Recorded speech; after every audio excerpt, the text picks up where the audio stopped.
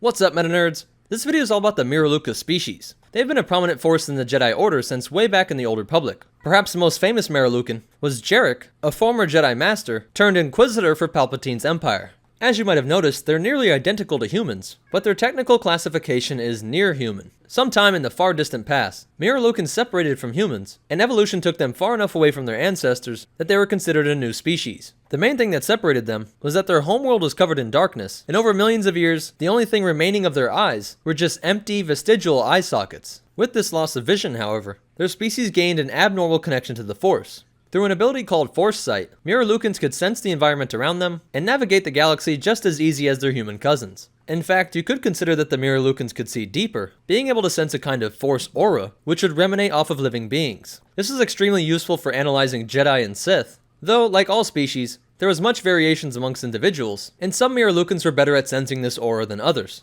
Despite these differences, however, it's said that the Miralukans were able to breed with regular humans, though some accounts say that this interbreeding results in some complications for their offspring. Miralukans had an average height of 1.8 meters, which is also pretty similar to humans, along with an average lifespan of 84 years. Their primary language was Miralukese, but most were also fluent in Basic, as many Miralukans spread across the galaxy. No Miralukan actually live on the Miralukan homeworld, because after giving rise to life and sustaining it, atmospheric conditions on the planet changed, and their homeworld actually started to lose its atmosphere to space. After this, there was a great exodus to the planet Alpharides, and learning not to put all their eggs in one basket, Miralukans started to spread out and colonize other worlds. One of these planets went by the name Qatar, and sadly, it became the victim of another global catastrophe when the insanely powerful Darth Nihilus absorbed the force energy of the entire planet, killing nearly everything on the planet except for a single Miralukan woman, who he would rescue and train, naming her his Shadow Hand, basically the second in command of the Sith Empire. Which must have been a huge change for her, as the Miralukan are very calm and balanced people. They were described as being very thoughtful and cautious, and were never interested in personal gain or fighting to make a name for themselves.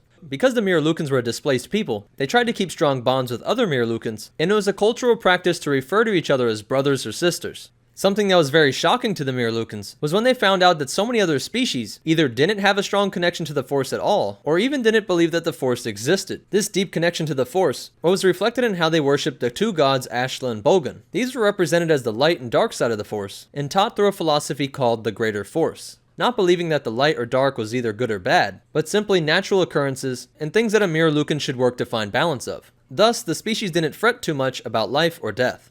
Their deep connection to the Force, calm nature, and cooperative attitude naturally attracted them to the Jedi Order. Many Miralukan Jedi fought during the Great Sith War, and would remain in the Jedi Order for millennia after that. But over the years, the Order was filled with less and less Miralukans. Perhaps this represents a movement within the Jedi to reject the dark side and try and live only in the light, whereas the Miralukans were used to balancing out the Ashla and Bogan. Due to their stronger sense of community than sense of self, the Miralukans had a disdain for the Sith Empire, but again, on an individual level, there were many Miralukans who were tempted to go down the path of the dark side, but all of them had to worry about the fact that the dark side had particularly negative effects for their species. Because they don't have any eyes and rely on the Force to see, a user that tried to call too heavily upon the dark side could quickly find themselves in a nightmarish reality. They could experience constant and terrifying hallucinations, driving these Miralukans insane.